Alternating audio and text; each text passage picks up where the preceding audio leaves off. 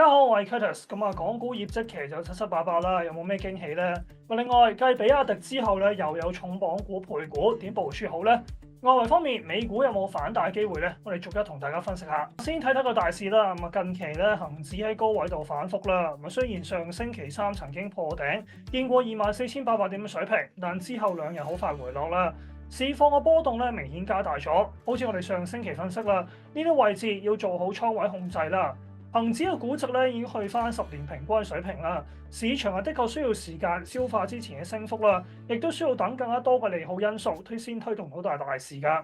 留意中國內地兩會過後咧下一輪嘅政策消息，相信各個部門咧都會跟進翻兩會嘅方向啦。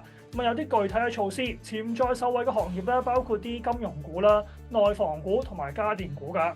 睇翻個市嘅話咧，技術走勢上面，恒指喺高位咧個 RSI 出現個頂背馳啦，反映嘅動力都開始減弱咗，有機會咧都繼續個整固㗎。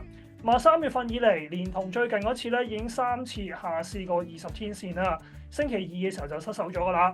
下一個比較有力嘅支持位咧，要數到落22,900點嘅水平，甚至咧係呢一個升浪0.382黃金比率回調水平咧，即係大約22,500點。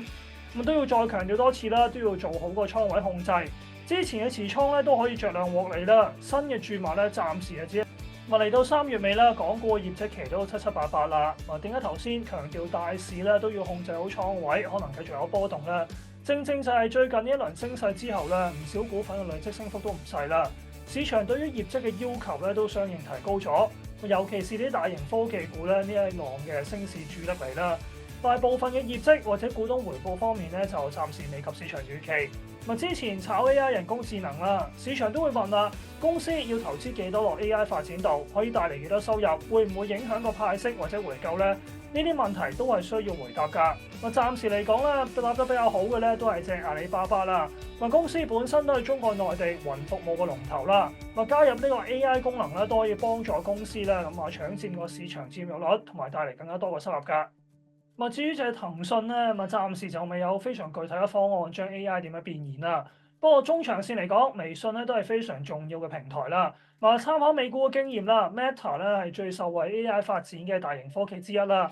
AI 推動佢旗下嘅社交平台嘅廣告業務。騰訊正就係啦，主業除咗遊戲之外咧，亦都係社交平台同埋廣告。要睇下騰訊點樣整合個 AI 嘅功能啦。最近咧，我哋都上調咗阿里巴巴同騰訊嘅目標價，最新咧分別睇170蚊同600。另外咧，繼比亞迪之後咧，再有大型科技股係配股啦。小米以先舊後新方式咧配售成8億新股啦，集資咧去到420幾億㗎。初步睇嘅話咧，以400幾億嘅金額計咧，折讓幅度就唔算大啦。配股價就53個2毫半，即係畫面上面橙色嗰條線嘅位置啦。配股嘅理由亦都係合理啦，擴張業務同埋研發投資。小米今年啊會擴充家電同埋汽車嘅生產線啦，加上睇翻啲數字，舊年個研發開支咧都成240幾億啦，按年增加咗成1/4㗎。管理層更加預期啦，今年嘅研發投入咧會去到成300億。配股集資咧都對中長線發展有幫助㗎。不過始終咧配股就有啲折讓啦，加埋亦都有個攤薄效應。而且小米嘅估值都唔低㗎啦，短線股價咧可能都會有啲受壓。睇睇個技術走勢嘅話咧，小米嘅股價明顯進入咗個調整啦。個 RSI 咧都見到跌穿咗70，暫時就冇咁強勢啦。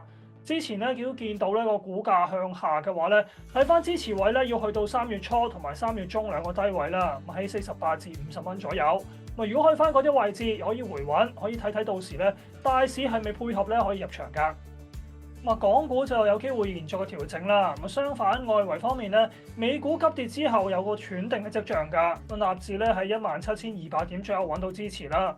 個 RSI 都從個超賣區反彈，升翻穿30啦，發出個反彈嘅信號㗎。我哋上星期分析過啦，特朗普計劃喺4月2號咧對全球實施個關稅，近來咧都開始逐步有啲風聲啦。最新消息就話咧，特朗普考慮咧縮細個徵收嘅範圍啦。又會俾好多國家減免㗎。如果屬實嘅話咧，對美股回穩都有幫助。技術走勢上面咧，納指反彈目標咧睇翻之前嘅一個頸線位，大約18,700點。除咗關稅消息之外咧，今個星期仲要睇住啲通脹數據啦。美國星期5咧會公布2月份個核心 PCE 通脹數據，市場預期咧2月份咧會有按年係升2.7%啦。換言之，比1月份咧就稍為升溫，按月咧就會維持升0.3%㗎。換言之咧，見到個通脹都未有進一步再降溫啦，個利率前景可能都仍然有啲不明朗因素啊。咁跟住咧又睇下投資者嘅問題啦，關於美股嘅科技股㗎。咁頭先都提及到啦，美股咧有機會短線有個技術反彈啦。咁如果考慮做啲短線部署嘅話咧，科技股方面又唔一定要揾啲跌得最多嘅股份，反而咧美股整體嘅環境仍然都比較多不明朗因素啦。應該要揾翻啲咧硬淨啲嘅大型科技股，例如咧好似隻 Meta 噶。咁 Meta 咧係科技七雄當中咧暫時唯一一隻仲可以保住今年以嚟有得升嘅股份啦。咁經過呢一輪嘅調整啦 ，Meta 個預測市盈率咧都去翻24倍左右啦。以舊年第四季超過30%嘅盈利增長嚟睇計嘅話咧，都有唔少提升嘅空間㗎。咁技術走勢上面見到股價咧最近喺580蚊左右築底啦。連同舊年12月咧都試過呢啲水平有支持咧，形成咗一個小雙底嘅形態㗎。第一步咧可以望翻$660左右嘅水平先㗎。咁最後申報翻啦，本人係證監會持牌人士，並冇持有上述嘅股份。我哋遲啲再見。